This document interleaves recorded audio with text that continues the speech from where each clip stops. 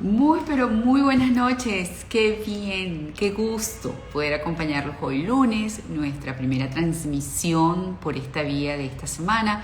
Contentísima porque vamos a hablar de salud masculina. Ya veo a mi invitado que me acaba de enviar la solicitud, pero lo voy a presentar como él se lo merece. Vamos a hablar el día de hoy de salud masculina, prevención de cáncer de próstata, de testículo, depresión masculina, en la actividad física, de la mano del doctor René Sotelo, urólogo, oncólogo, especialista en cirugía robótica, profesor de la Facultad de Medicina de la Universidad del Sur de California. Como es todo un especialista en salud masculina, lo invité y vamos a hablar sobre el movimiento Movember por la salud masculina, que contempla la prevención del cáncer de próstata, de testículo, la prevención de la depresión masculina, el abordaje de la prevención además asociada a la actividad física, porque este fue un movimiento que nació con esa intención en Australia hace un montón de años. Pero dejemos que sea él el que nos explique un poquito mejor de qué va esta movida y por qué precisamente noviembre debe ser y es el mes de la salud masculina y se visibiliza la importancia pues de hacer prevención en ese sentido. Ya vamos a darle entrada a mi invitado.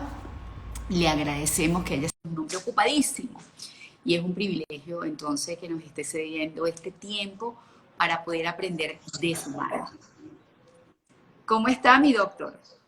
Qué maravilla, qué gusto. Como siempre, un placer. Como verás, mi bigote de Movember ya me empezó a crecer la barba, pero la barba me crece blanca. Y la gente me pregunta si yo me pinto el bigote, le digo que no, pero el bigote es lo único que me queda negro.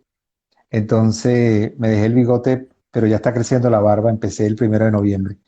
Bueno, pero es que Bueno, además queda estupendo precisamente para esta causa en donde a nosotras las mujeres nos deberíamos poner un bigote postizo para promover el mes de la salud masculina, así como ustedes nos apoyan en el mes de octubre y se ponen ese lacito rosado para visibilizar la prevención del cáncer de mama. tú sabes que ha habido siempre muchas dudas porque básicamente el mes de noviembre empezó por el movimiento de Movember, pero no es, en teoría algunos dicen que era septiembre, el mes de la próstata, y luego otros dicen que es noviembre por el movimiento de Movember, que era ponerle la letra M a la palabra de noviembre, y por eso se llamó Movember, que era dejarse crecer el bigote en el mes de noviembre. Así Entonces, es. probablemente también la división no ha generado el efecto que debió haber creado. Y lo otro, que no tenemos la fuerza de perseverancia que han tenido las mujeres con el tema de cáncer de mama. Desafortunadamente no hay eh, campañas de salud masculina de la fuerza que deberían haber. Deberían ser tan buenas como la que se hace de cáncer de mama. Así es. Deberíamos hacer mucha más educación y por eso es importantísimo lo que estás haciendo, el granito que estamos sembrando hoy, porque es muy importante partir del principio de que hay cánceres que se pueden prevenir, hay cánceres que no podemos prevenir, pero los que no podemos prevenir podemos diagnosticarlos precozmente. El cáncer de mama es un cáncer devastador que no podemos prevenir, pero afortunadamente con las mamografías se puede diagnosticar a tiempo. El cáncer de próstata no podemos prevenirlo en la actualidad, pero podemos diagnosticarlo precozmente. Estoy de Eh, acuerdo. Y te quería precisamente agradecer porque si yo conozco la iniciativa de Movember y lo que es el mes de noviembre para visibilizar el cáncer de próstata, de testículo y muchas otras afecciones asociadas al hombre que no se le presta tanta atención y no se visibiliza, fue por el trabajo de la Sociedad Anticancerosa y en ese momento tú estabas muy ligado a ese trabajo y por eso fue que yo conocí la iniciativa. Y cuando yo vi que estábamos entrando en noviembre, yo dije, yo tengo que invitar al doctor Sotelo precisamente para seguir hablando de este tema, para seguir visibilizando. Porque si algo tengo claro por la experiencia a nivel periodístico del tema salud, que el cáncer, en este caso de próstata, si se diagnostica en estadios tempranos, se puede combatir de una manera muy efectiva. Entonces hay que hablar mucho de ello y hacer conscientes a los hombres y en todo caso nosotras las mujeres, porque se ha comprobado también a lo largo de los años que nosotras las mujeres somos las que nos encargamos de la salud masculina. Absolutamente. hay estudios incluso que han demostrado que los hombres con cáncer de próstata casados sobreviven más que los solteros. Eso, Seguramente. los americanos han estudiado todo. Y eso no es que, es simplemente que alguien está pendiente de que vayas al médico, de apoyarte, de los controles. Y yo creo que eso lleva a cambiar la sobrevida, incluso un paciente con cáncer de próstata. Entonces, bueno, gracias a las mujeres o a las parejas, porque de alguna forma están pendientes de apoyarnos, de recordarnos, de entusiasmarnos a ir al chequeo médico. Eh, por supuesto, el cáncer de testículo es otro cáncer que no podemos prevenir. Ujú. El cáncer de vejiga sí lo podemos prevenir porque está fundamentalmente asociado al cigarrillo y igual que el cáncer de pulmón podemos prevenirlo. El cáncer de pene también lo podemos prevenir. El cáncer de pene está asociado al virus de papiloma humano Claro. y existe la vacuna. La gente piensa que el virus de papiloma humano solamente es la mujer. El virus de papiloma humano también afecta al hombre y es muy importante los hábitos higiénicos en el varón y es muy importante la vacuna en el adolescente a tiempo. Pero es que además se está hablando de que el cáncer de garganta en el caballero y en las mujeres también se deriva precisamente de lo que es el VPH, del virus del papiloma humano, y por eso también es tan importante la vacuna. O sea, la vacuna para el VPH termina siendo una herramienta preventiva para varios tipos de cáncer. Claro, y lo otro es que es desafortunado que en muchos países de Latinoamérica, producto de que no tenemos los accesos a la vacuna, Así es. todavía el cáncer de cuello uterino ocupa el lugar que ocupa en Venezuela, cuando ese es un cáncer que en Estados Unidos está ya en la lista como de número 8, porque primero está el cáncer de mama, que no podemos prevenir, pero el cáncer de cuello uterino en Venezuela es el número 1, lo que es absurdo, porque definitivamente no debería haber cáncer de cuello uterino. O sea, eso es una enfermedad que deberíamos poder erradicar. Y lo que hay que hacer es el esfuerzo de que la gente se vacune y por supuesto no es un tema fácil, es un tema de política de Estado que debe haber la vacuna disponible a un precio disponible, como se ha hecho en otros países, que las fundaciones, Bill Gates y muchas fundaciones han garantizado que en países en África, en otros países, está la vacuna disponible a un precio lógico. No puede ser que una vacuna cueste 200, $300 y haya todo un mecanismo de comercio alrededor de la vacuna y que es casi un privilegio el que pueda conseguir a alguien que le venda la vacuna. Entonces, eso así no funciona porque así no vamos a lograr disminuir definitivamente el cáncer de cuello uterino ni el cáncer de pene. Así estoy, pues, evaluándolo y Venezuela, por más que se ha hecho un movimiento, los médicos han intentado visibilizar el tema de la necesidad de la vacuna, pues no se ha logrado que dentro del país se estime esa vacuna dentro del plan de vacunación y su aprobación además. Vamos a hablar, que quisiera también comentarles a los que nos siguen que vamos a dejar un espacio para preguntas e inquietudes hacia el final de la conversación y que además la conversación va a quedar grabada para ustedes en mi IGTV por si tienen alguna interrupción en la comunicación que a veces pasa. No se preocupen que toda la información va a quedar allí en el IGTV.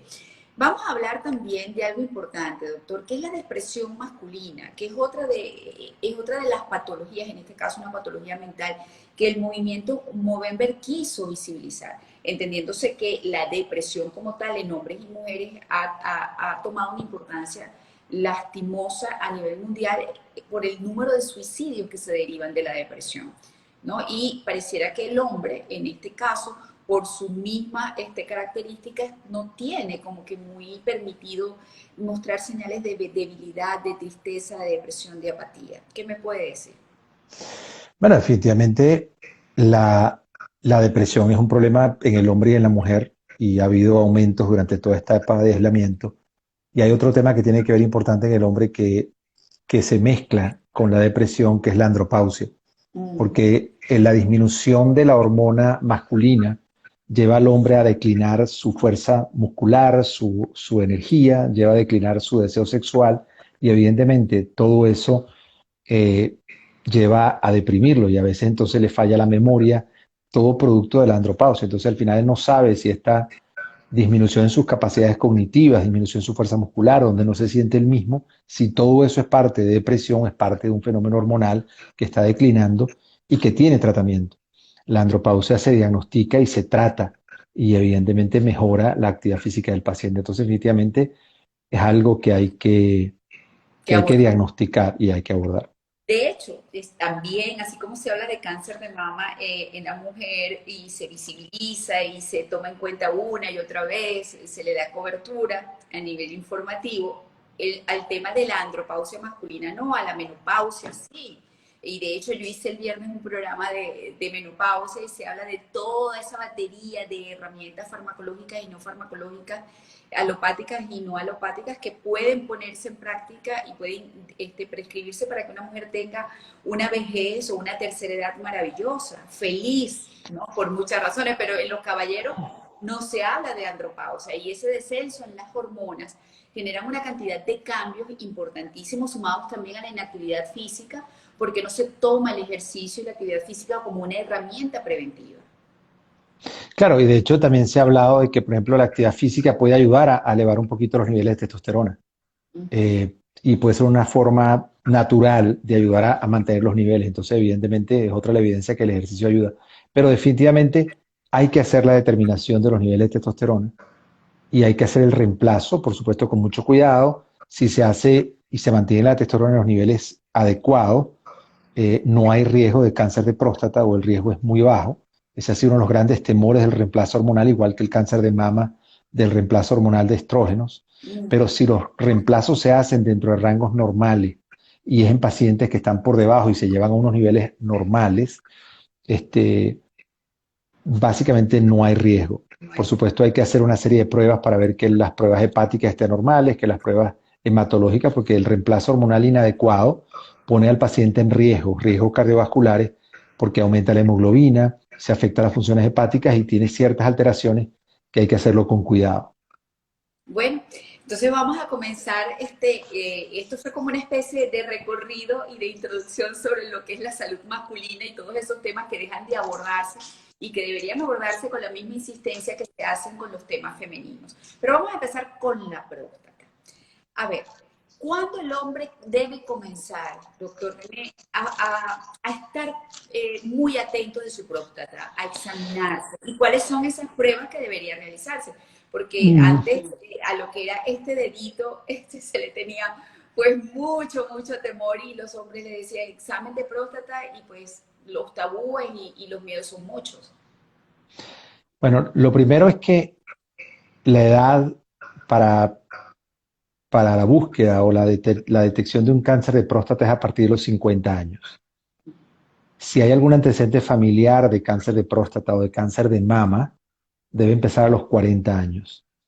Eso es importante porque algunas sociedades internacionales, con la intención de motivar al paciente a que fuera al médico a chequearse, empezaron a decir que era a partir de los 40 años. Realmente, la posibilidad de tener un cáncer de próstata en menores de 50 años que no tengan antecedentes familiares es baja. Si tú lo quieres hacer como una actividad individual, bienvenido, pero si es para asesorar a un gobierno, para una política de salud, cómo usar los recursos de la forma más efectiva, por eso se recomienda a partir de los 50 años. Debe ser una vez al año, no hace falta más frecuente. Hay gente que tiene miedo y quiere hacérselo cada 6 meses. Con una vez al año es suficiente, pero debe ser una vez al año. Si lo hace una vez al año, la probabilidad de que se consiga un cáncer agresivo y no se diagnostica a tiempo es muy bajo, pero es una vez al año. Hay pacientes que vienen y saltan 3 años y vienen después con un cáncer agresivo porque saltaron un año. Entonces, es una vez al año, es a partir de los 50 años. Y si tiene antecedente familiar de cáncer de próstata, el riesgo es mucho más alto, por lo cual debe empezar a partir de los 40 años.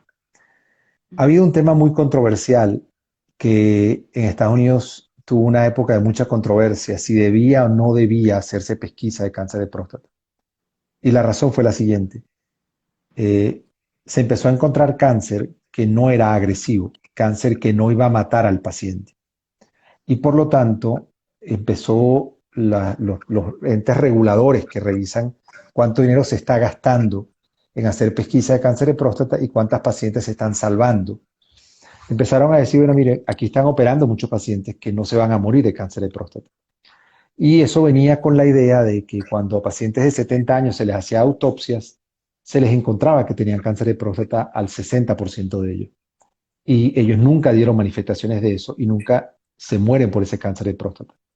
Entonces, la conclusión hoy en día es que es cierto, hay cáncer de próstata que es indolente, que es inofensivo, que no va a matar al paciente, pero hay que hacer el diagnóstico.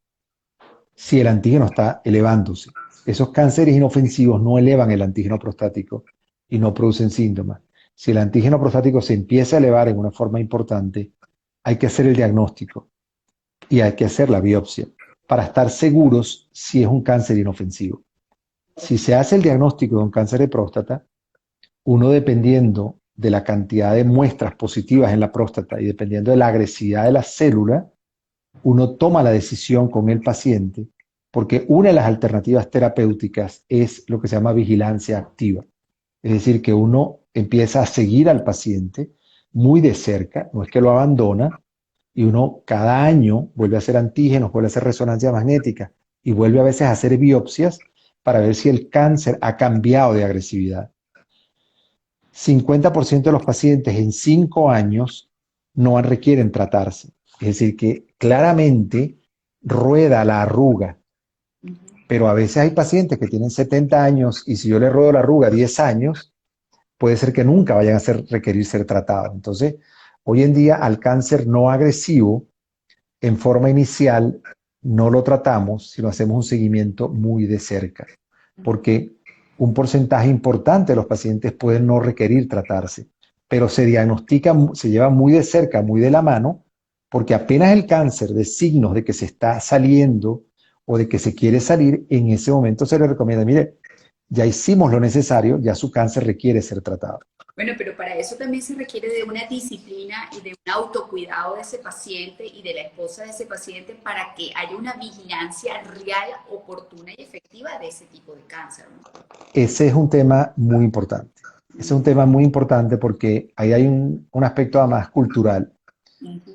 Tú le dices a un paciente alemán que tiene que venir una vez al año y que tiene que hacerse esto, él perfectamente va a estar una vez al año Claro. y él puede vivir con ese diagnóstico. Hay pacientes que tú les explicas, le dices, señor, usted no se va a morir de esto. Usted no debe tratarse y va y consigue a alguien que lo marea y le lava la cabeza y acaba operándose.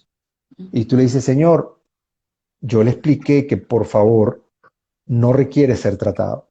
Y a veces te llama y tienes que tomarte el tiempo necesario para Claro. convencerlos de que pueden vivir con la palabra de cáncer, porque no es fácil aceptar que tú vas a vivir. Tú dices la palabra cáncer, inmediatamente te hace pensar que te vas a morir del cáncer. Entonces, explicarle que este es un cáncer que no los va a matar y que en su momento dado, si requiere, lo vas a tratar, pero por ahora lo vas a observar. Claro. Es importante tomarse el tiempo para explicarle al paciente cuáles son los riesgos y por qué es una estrategia segura.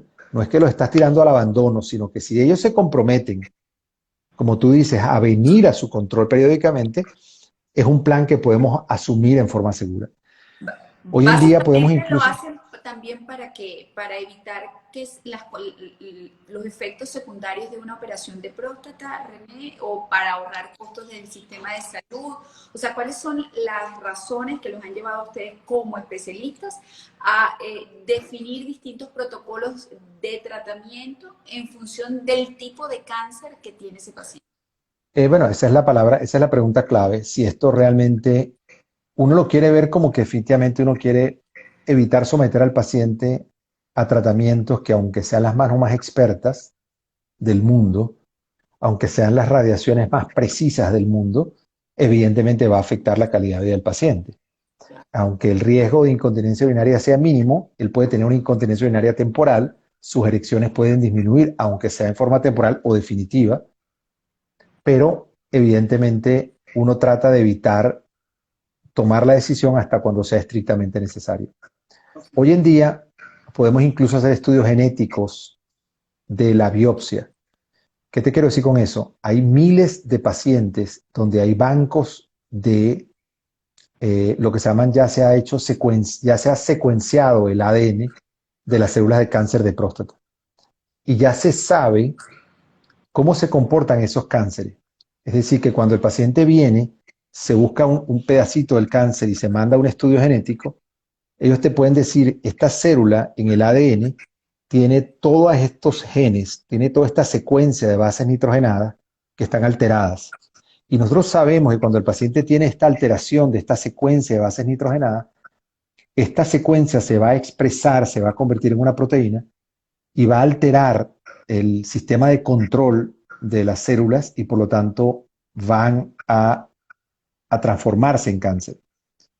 Y podemos decirle a un paciente cuál es el riesgo en 5 años de que muera o que tenga metástasis de cáncer de próstata.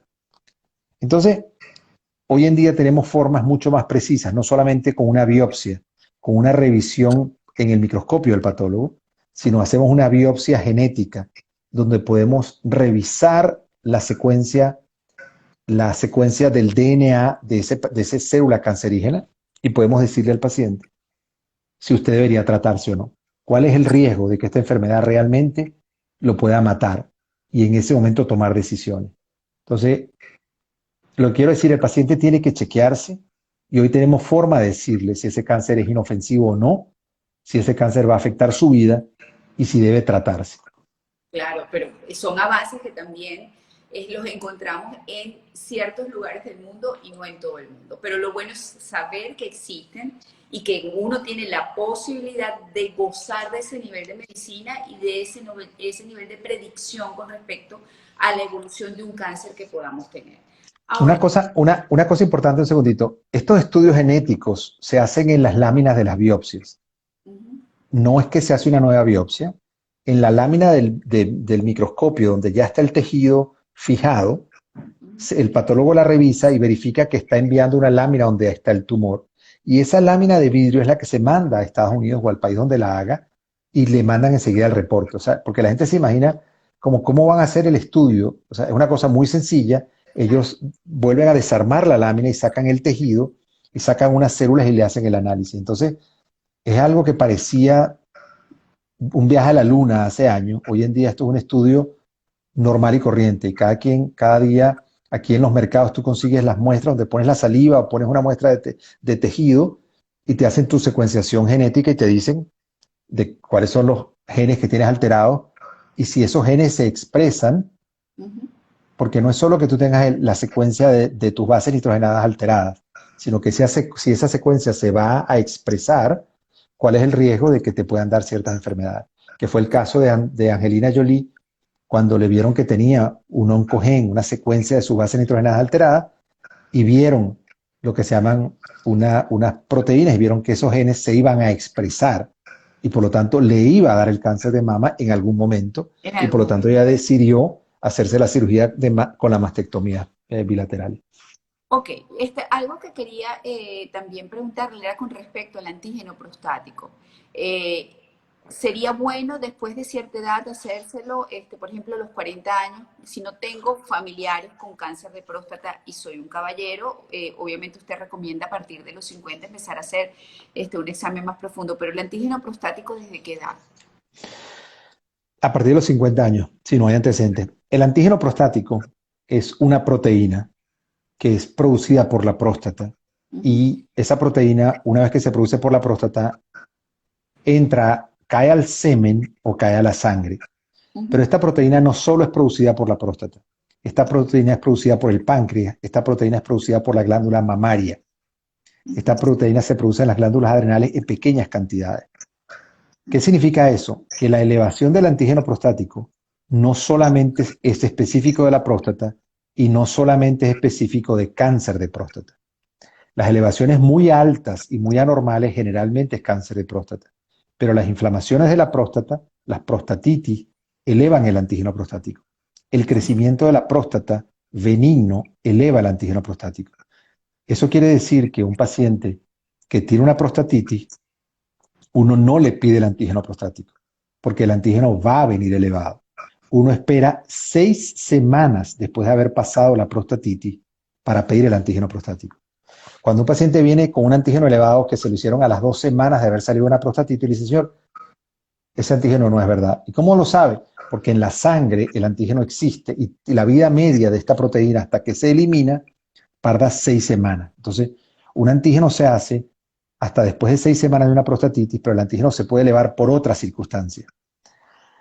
Hay otros marcadores nuevos que no son antígeno prostáticos. El antígeno prostático era la medición de esta proteína. Hay algo más nuevo que se sabe, por ejemplo, que si un paciente tiene cáncer de próstata, el cuerpo ha desarrollado anticuerpos contra el cáncer de próstata. Y hoy en día estamos midiendo la presencia de los anticuerpos contra el cáncer de próstata. Si el paciente tiene anticuerpos contra el cáncer de próstata, significa que tiene cáncer de próstata. Y estos marcadores van a ser mucho más específicos que el antígeno prostático, que es ya la determinación de que el cuerpo tiene anticuerpos, que el cuerpo se está defendiendo contra células cancerígenas. Y al final, hoy en día está mucho más relevante todo el sistema inmunológico y toda la inmunoterapia, porque se sabe que al final pacientes responden distinto a otros, porque el sistema inmunológico de un paciente es distinto al otro. Y porque hay pacientes que uno los ve y uno mismo se asombra, porque uno dice, wow, ¿cómo este señor llega aquí? Yo pensaba que estaba muerto. Y viene y tiene 5 años cuando tú decías, yo nunca le digo a un paciente cuánto tiempo va a durar, porque cada paciente es distinto y Claro. porque te lleva a sorpresa. Y las sorpresas tienen que ver con la respuesta inmunológica. A ver, María Elena Sortino, una amiga, pregunta, María Laura, por favor, ¿hasta qué edad se puede colocar la vacuna del virus del papiloma humano? En el hombre generalmente, en el hombre hasta los 40 años de edad. Y en la Se mujer sugiere hasta los 40, realmente no lo no lo maneja. sé, pero normalmente en el hombre la edad es hasta los 40 años de edad.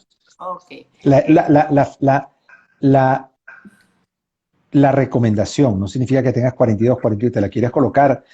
Tú piensas que tienes un riesgo por tu actividad sexual, te lo puedes colocar. Pero normalmente se hace desde pequeños, 10, 12 años, hasta los 40 años de edad. ok. Mientras más pequeño es mejor. Mientras más pequeños se colocan menos dosis, porque el sistema inmunológico es mejor y respuesta más rápido. Cuando eres pequeño colocan 2 dosis, cuando ya es adulto tienes que colocar 3 dosis. Mm. Ese es un buen tema, hablar de la vacuna del VPH y en qué condiciones y hacer como que un programa solo para eso porque es muy interesante y lo vamos a hacer de hecho. Gracias por la idea, María Elena. Multiservicios, María Ex pregunta, doctor, ¿la prostatitis crónica se cura o son los medicamentos como la talsulosina solo minimiza los síntomas? Pregunta. La prostatitis crónica se mejora, pero hay que estar conscientes de que de alguna forma hay un proceso inflamatorio que puede volver los síntomas.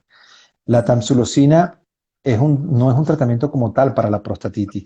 La tamsulosina es lo que se llama un medicamento que está dentro de un grupo que se llaman los alfa-bloqueantes, que relajan, ellos actúan en un receptor que está en la próstata que relaja el estroma, que relaja la glándula prostática y al relajarla permite la salida de orina más libremente. Entonces, esos síntomas con dificultad del vaciamiento puede permitir que el paciente orine más cómodo. Alguien preguntaba también que se marea con la tamsulosina, porque estos medicamentos, al bloquear estos receptores, no solo bloquean los receptores de la próstata, actúan a nivel sistémico.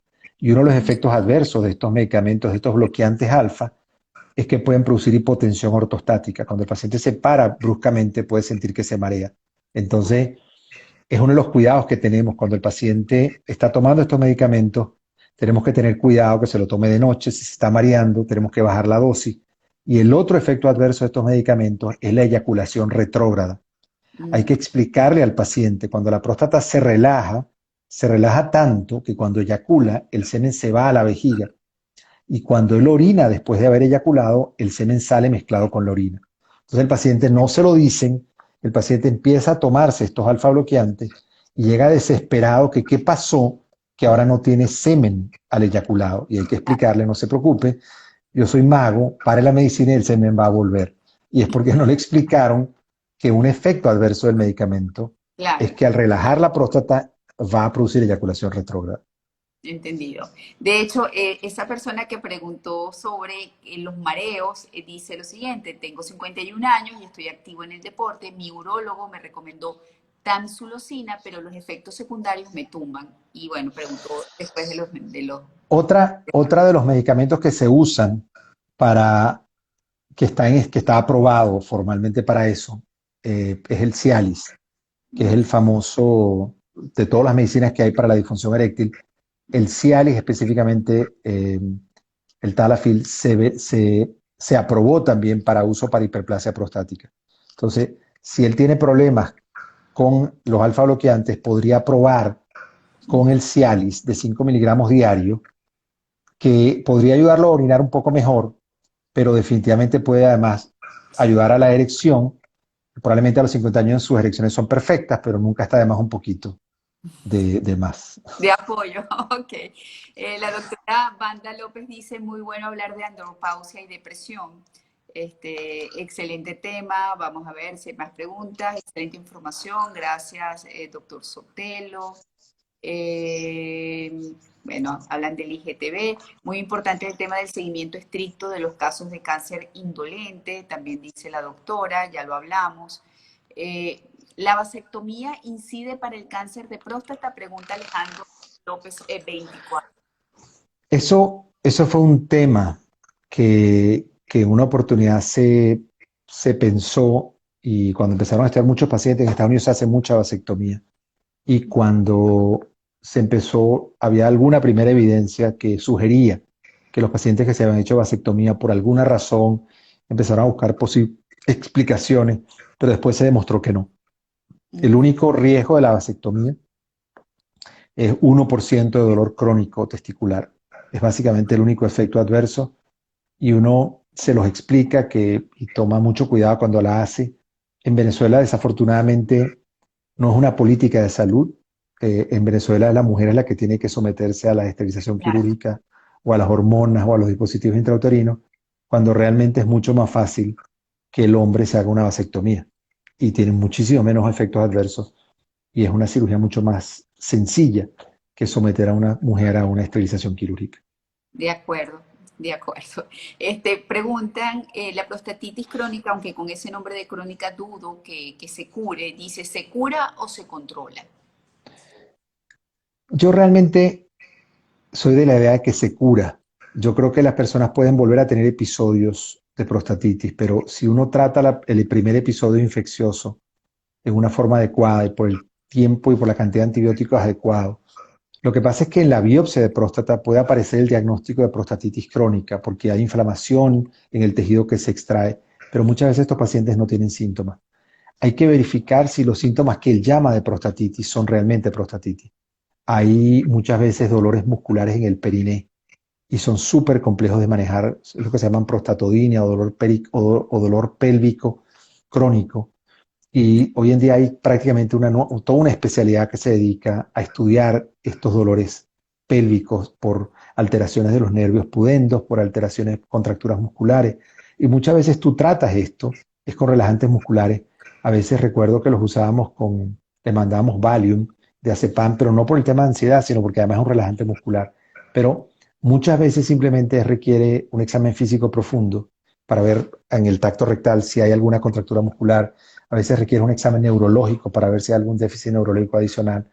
Y muchas veces no es que la infección es crónica. Si tú tratas el antibiótico a veces por 21 días, se requiere un antibiótico prolongado. A veces nos toca incluso inyectar en la próstata antibióticos con esteroides.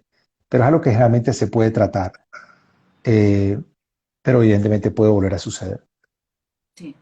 La idea es, como siempre, el abordaje oportuno, efectivo. En los primeros estadios de cualquier cosa se puede curar definitivamente. El tema es que la gente tiende a retardar mucho la consulta con el especialista o cuando lo consulta pues no termina el tratamiento completo, no lo hace como es y vienen las recaídas.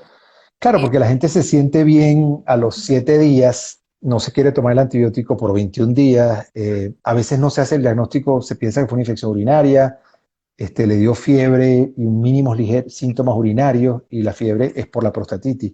Y los síntomas urinarios no eran muy fuertes, un poquito dolor perineal y no estaban claros qué es lo que estaba pasando. Entonces por eso no lo trataron en forma adecuada. Exacto. ¿Qué otros factores pueden elevar el antígeno prostático? Pregunta Soy Caro Marta.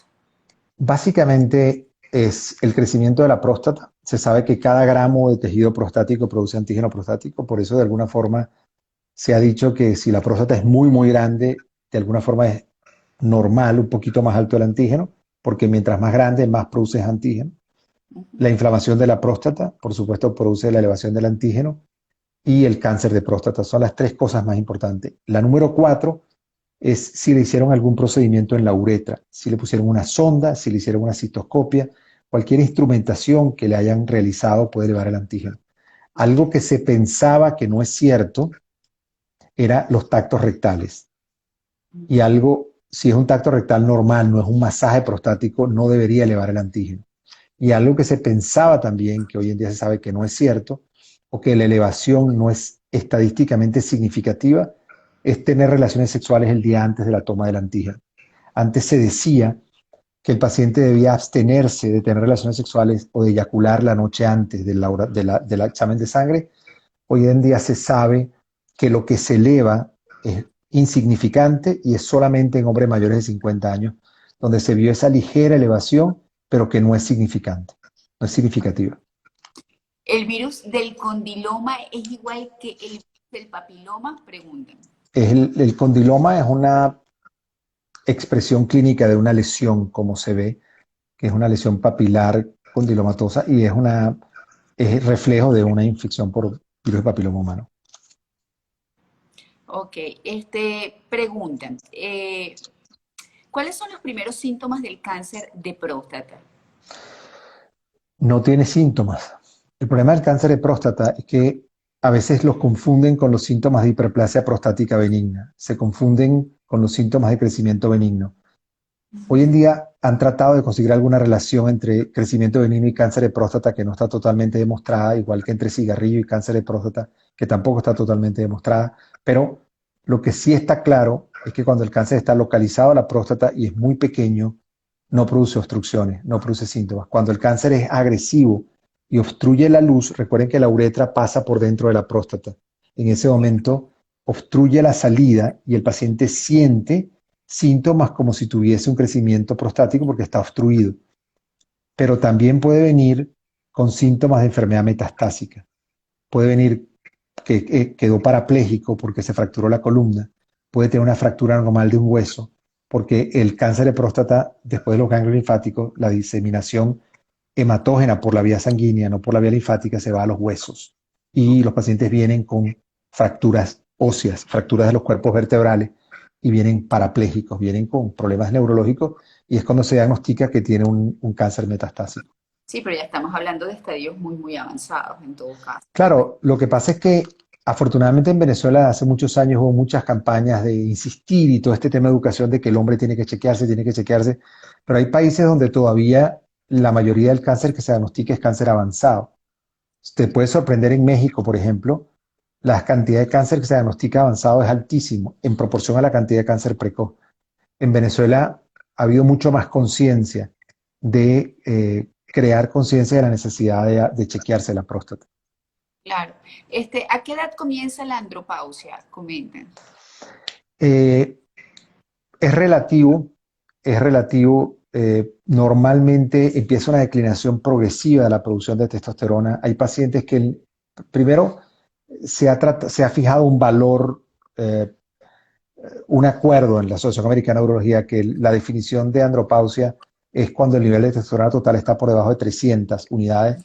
Depende de la técnica de laboratorio, depende de lo que se mida, pero la testosterona total por debajo de 300 y que hay síntomas, que el paciente está teniendo sensación de cansancio, afectación de la memoria, falta de energía, falta de deseo sexual, y en ese momento es cuando se decide que hay que tratarla. Hay pacientes que con 250 están perfectos, hay pacientes que con 250 no tienen síntomas, hay pacientes que con 400 dicen yo me siento débil, y tú le dices, señor, pero el libro dice que es por encima de 300 es normal, sí, pero yo me siento que me falta fuerza. Y hay pacientes que tú los tratas y su valor, una vez que los tratas, está en 500 y a ellos les gusta estar en 500, en 600. Entonces, tienes que tener cuidado porque, por supuesto, si los pones en 1000, pues van a ser unos toros, pero tienes que tener cuidado de los efectos adversos que le estás produciendo. No Claro. solamente el reemplazo hormonal, eh, yo diría, no controlado, puede tener efectos adversos importantes. Puede producir elevación de la hemoglobina, elevación del hematocrito. Pacientes pueden tener un cuadro de producir coágulos, pueden producir problemas coronarios por infarto y el paciente puede tener muertes súbitas. Imagínate. Entonces hay que tener cuidado con los reemplazos hormonales. Ahora, doctor, precisamente por esto, y para que los caballeros comiencen a estar muy pendientes de lo que es esta etapa que genera, que se llama andropausia. ¿A partir de qué edad deberían chequearse hormonalmente para ver cómo van trabajando? Yo diría que el hombre a partir de los 50 años puede empezar a hacerse sus determinaciones hormonales, su antígeno prostático. Eh, pues, un hombre a partir de los 50 años tiene que hacer varias cosas. Ujú. Tiene que chequearse su próstata con Ok, antígeno prostático y testosterona. Tiene que hacerse su primera colonoscopia, ujú. porque si no lo agarra el chingo, lo agarra el sin nariz. O Ok, sea, o te agarra próstata o te agarra colon. ajá, Tienes que hacerte tienes que no fumar, ujú, pero si fumaste y fumaste en forma intensa, tienes que ujú, hacerte una tomografía, un CT scan, una tomografía de tórax. No sirve una placa simple de tórax. Tiene que ser un CT scan con dosis, se llama una dosis mínima cuando se hace la tomografía, con dosis para hacer screening, para hacer pesquisa de cáncer de pulmón.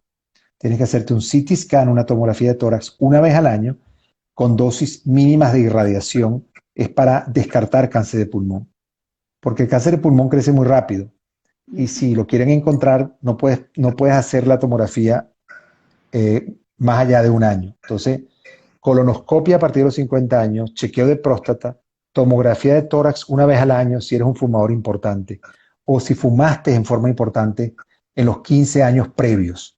Ujú. El hábito del cigarrillo, si yo dejo de fumar, el riesgo de cáncer no desaparece hasta 15, 20 años después de haber dejado de fumar. La gente dice, pero yo fumé hace 20 años.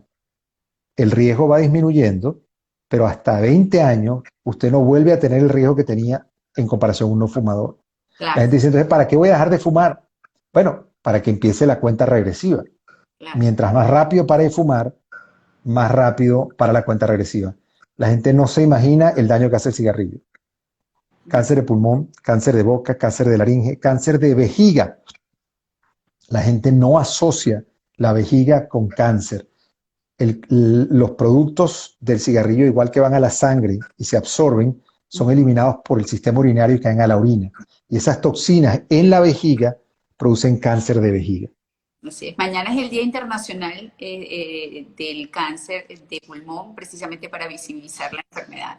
Entonces, muy, muy pertinente que usted esté tocando eso, doctor René. A ver, le preguntan, han preguntado varias veces si está aquí en Venezuela y bueno, lamento decirles que por los momentos mi invitado no está en Venezuela. Pero les quiero decir, te voy a dar la primicia, aunque ya lo puse en Instagram, que voy del 7 al 11. Ay, qué bueno, qué bueno. Todo el mundo me preguntaba cuándo regresaba a Venezuela y le dije, apenas abran el aeropuerto, yo soy el primer chicharrón. Y ya tengo mi ticket comprado, ya estoy todo listo. Voy a llegar probablemente el 6. Voy a parar en Dominicana también a ver pacientes y de Dominicana el sábado en la tarde voy a Venezuela y voy a estar una semana completa. Pedí vacaciones para poder quedarme una semana. Yo normalmente voy a Venezuela cada 3 meses y voy solamente viernes y sábado. Ahora voy a estar la semana completa. Voy a estar de lunes a viernes viendo pacientes, comiendo rico, llenándome las baterías de afecto. Amén, así va a ser, doctor. Aquí preguntan, ¿alimentos o vitaminas para mejorar la calidad del semen y la erección? Tú sabes que el semen está lleno de zinc, el eyaculado. Entonces se decía que por esa razón se asociaba que había que tomar zinc, porque de alguna forma era un símbolo de que tenía que ver con el zinc.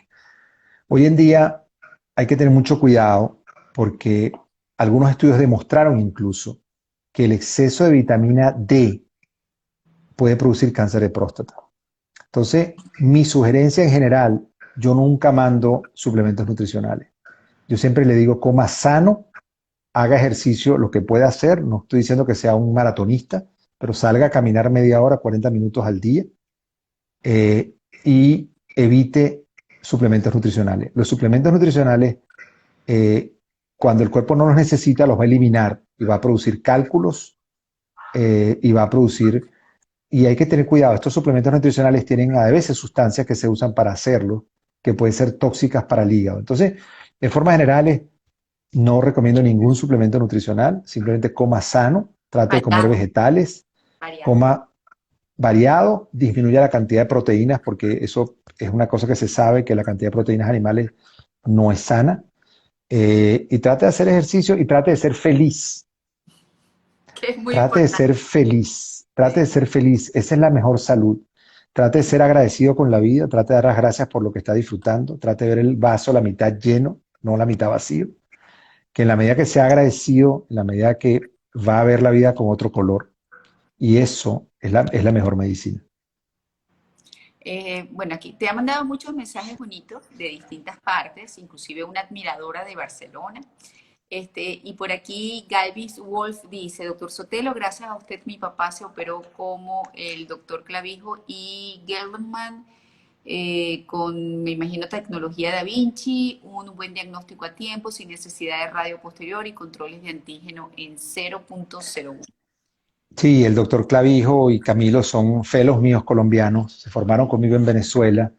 Nosotros formamos, cuando yo estaba en Venezuela, eh, para esa fecha eran como 50, 60 felos que hemos formado en Venezuela. Hoy en día ya pasamos los 100 con los que hemos entrenado en Estados Unidos. Pero entrenamos muchísimos médicos colombianos, entrenados conmigo en Venezuela, porque Venezuela fue el primer país en Latinoamérica que tuvo la plataforma de robot. Y nosotros fuimos a Brasil a entrenar, a montar. Las primeras cirugías robóticas en Brasil las hicimos nosotros. Y bueno, creamos una escuela y Venezuela fue pionera en cirugía robótica y entrenamos mucha gente en el mundo. Y bueno, muchas veces cuando los pacientes no pueden venir a Venezuela, me piden referencias. Tenemos médicos formados por nosotros prácticamente en cualquier ciudad del mundo. Entonces, yo enseguida los pongo en contacto con el doctor Gidelman en Perú, en Ecuador, en Curazao, en República Dominicana, en Panamá, en Italia, en donde sea, buscamos a alguien que los pueda ayudar. Así es. Bueno, dice esta paciente, me imagino que es el hijo de este paciente, mejorando mucho la recuperación urinaria, pero bastante demorada la parte en pareja. Recién me hice antígeno y tacto, pero a veces me duele la espalda al levantarme, manifiesta un seguidor. Buenas noches, doctor. ¿Qué médico urólogo recomienda aquí en Venezuela? Bueno, en Venezuela tenemos un grupo que se llama el Grupo Unique, que está en Santa Paula y está en la doctora Otano, y hay un grupo de urólogos y cirujanos generales. Hemos montado un grupo y estamos creando un grupo de excelencia. Eh, yo trato siempre de identificar gente con que todavía puedo trabajar en Venezuela cuando voy. ¿Quién es el especialista en bariátrica? ¿Quién es el endocrinólogo? ¿Quién es el neurólogo? Hay muchísima gente competente que todavía está en Venezuela. Y hemos tratado de identificar quiénes son esas personas para cuando alguien me pregunta, ¿a quién busco? Mira, busca al neurólogo, el doctor Fuenmayor en el Centro Médico Centro de la Trinidad. Obesidad, busca al doctor Manrique o al doctor tal. O sea, uno más o menos ha tratado de crear un grupo de gente que uno sabe que es gente seria, que es gente sensibilizada con la realidad del país y que se mantiene actualizada para ayudar al paciente y orientarlo a donde debe ir. Tenemos cirujanos plásticos que trabajan con nosotros, tenemos, bueno, patólogos, tenemos ginecólogos, médicos internistas. Hay muchísima gente competente todavía en Venezuela. Sí, aquí dice, si hay antecedentes de cáncer de próstata en padre, ¿a qué edad debe empezar a controlarse el hijo? Usted dijo que a partir de los 50. 40, Ah, 40 cuando 40, hay perdón, antecedentes, 40, cierto, sí, antecedentes familiares. correcto. Y si no tienes antecedentes a partir de los 50. 50. Exacto. Maravilloso. Ah, bueno, preguntan por el cranberry. Te mandan a decir que maravilloso como siempre. Mi padre era fumador cuando niño, estuve a su lado, ¿puede influir como fumador pasivo? Preguntan. Sin duda, el fumador pasivo es importante. Hay que tratar de evitarlo y tener conciencia de que estamos exponiendo a otras personas al cigarrillo. Hay otra razón para dejar de fumar. En la Universidad de Boston, el doctor Goldstein demostró hace muchos años que el cigarrillo produce también acortamiento del tamaño del pene. Así que si quieren alguna otra razón importante, Ya con eso el, dijiste cigar, bastante. el Creo que eso puede cigarrillo ser aterrador para un el hombre. cigarrillo afecta la microcirculación del cuerpo, afecta las coronarias y por eso el riesgo de infarto, pero afecta la microcirculación del pene. Y ellos demostraron que a los pacientes les medían el pene durante 5 años fumando intensamente y demostraron que había una disminución estadísticamente significativa a lo largo de 5 años, no sé cuántos años fumando, en los que fumaban contra los que no fumaban. Entonces, hay muchísimos argumentos para no fumar. Yo creo que podemos pasar y yo puedo La gente a veces dice, pero yo vine a hablar de la próstata y usted me tiró, me regañó por media hora por fumar. Le digo, si yo logro que usted deje de fumar, yo impacté mucho más su vida. A usted no lo va a matar la próstata. Y Claro. eso es importante. El paciente no se va a morir de cáncer de próstata, se va a morir de algún cáncer por el cigarrillo. Y yo te digo, yo he visto grandes amigos que vienen a la consulta y tú le diagnosticas un cáncer de pulmón y tú lo ves llorando y te dicen, Así. tanto que me lo dijeron, y te quiero decir, no hay dinero en el mundo, no hay dinero en el mundo, porque yo he visto gente con muchísimo dinero que ha viajado el mundo entero para que le quiten pedazos de pulmón, para que le den lo que sea. El cáncer de pulmón, si no es diagnosticado a tiempo, te mueres. Entonces, hoy en día, Así. afortunadamente, la historia del cáncer de pulmón ha cambiado porque empezó la inmunoterapia, pero no teníamos nada. Hoy en día el cáncer de pulmón es increíble cómo está respondiendo a la inmunoterapia, pero no, eso no es una excusa para fumar. Así es. Otra cosa importante, la gente dice, no sé quién fumó toda la vida y nunca le dio cáncer. Bueno, tuvo mucha suerte, pero si usted está comprando los números de la lotería y sigue comprando números, tiene mayor chance de ganársela. Entonces, no siga comprando tickets porque se la puede ganar. Así es. Entonces, no busque lo que no se le ha perdido. Sí. Pregunta por aquí, Ligia, ¿qué opina de los compuestos como el Prostalife? Hay como 6 productos que han sido productos naturales que han sido estudiados. El sao palmetto, urticardioca, pillón africano, cáscara sagrada y todo ese grupo de suplementos nutricionales, así son llamados en Estados Unidos, porque al no ser considerados medicamentos, no han pasado por estudios clínicos, no han tenido que ser sometidos a los estudios de investigación. Por lo tanto, no hay evidencia científica que sustente realmente con seriedad si funcionan o no funcionan. Yo no creo que hagan daño. Eh, lo otro es como no hay estándares de cómo se producen, el sao palmetto es la semilla de la palmera, una palmera enana que que está en el estado fundamentalmente de Florida, y ellos agarran esa semilla y la queman, la tuestan. Pero nadie dice a qué temperatura hay que hacerlo, ni cuánto tiempo hay que hacerlo. Y cada Hay quien lo mercado. envasa y lo envasan. Y entonces lo venden y la gente se toma su sao palmetto. Y la gente piensa que funciona porque la mente es poderosa. Y hay estudios donde tú demuestras que la gente puede estar dándole un efecto placebo, le das una cápsula que lo que tiene es talco y él se siente bien porque él se quiere sentir bien. Entonces, eso les demuestra que la mente es realmente la que está detrás de todo esto. Entonces, mi sugerencia es, no hace falta tomar nada de eso. Si usted requiere medicamentos y usted tiene síntomas urinarios obstructivos, hay medicamentos que la ciencia ha demostrado que son muy efectivos, que relajan la próstata, que van a abrir la próstata y usted va a orinar mejor. Entonces, si quiere gastar dinero, vea si tiene síntomas y si son síntomas importantes, porque estos medicamentos tampoco funcionan si son síntomas ligeros. Cuando viene un paciente que empieza a pararse de noche, yo le digo, vamos a esperar que se pare 2 y 3 veces, no que se pare una vez de noche. Eso no es suficiente para tener que empezar a someterlo a una pastilla todos los días. Vamos a esperar que tenga unos síntomas necesariamente importantes. Lo otro es que ha habido una revolución en los tratamientos quirúrgicos para el crecimiento benigno de próstata. Y cada rato me escriben, hay una cosa que se llama Aquablation nueva, que es como un chorro de alta presión que se maneja con el robot y desintegra la próstata. Hay otro que se inyecta en la próstata vapor de agua caliente y destruye la próstata. Hay otro que se mete como unos anclajes que abren la próstata. Es decir, hay muchísimas alternativas mínimamente invasivas hoy en día cuando los medicamentos ya dejan de ser efectivos o cuando los medicamentos tienen efectos adversos que no se pueden tolerar. Y que no significa las operaciones y las intervenciones quirúrgicas de antes con las repercusiones que eso pueda significar. Exactamente, Doctor, exactamente. nos quedan 2 minutos y si usted vio que me estaba riendo mientras que usted hablaba, es que lo piropearon de tal manera que realmente no pude sino sonreír. Y mi amiga insiste que le pregunte si usted está casado y comprometido. Yo temo decirles o lamento decirles que sí, así que no se hagan ilusiones. Sí, estoy felizmente casado con 3 hijas, 2 hijas y un varón, y encantado de mi familia. Pero bueno, Así es. este, Así es la vida. Gracias, Gracias, doctor. gracias, gracias por la invitación. Un gusto. Ha sido como siempre un gusto. Y bueno, espero veros en Venezuela del 7 al 11 de diciembre. Y bueno, espero que toda esta pesadilla del COVID vaya pasando, que pronto tengamos la vacuna para poder abrazarnos y seguir disfrutando la vida. Y lo más importante, agradecer lo que tenemos, por mucho o por poco, agradecer. Así es. Muchas gracias entonces por este tiempo que nos regaló, que vale muchísimo, y esperamos verte pronto, dentro de 2 semanas aquí en Caracas. Así que muchísimas gracias. Dale, gracias. Hasta luego. Chao.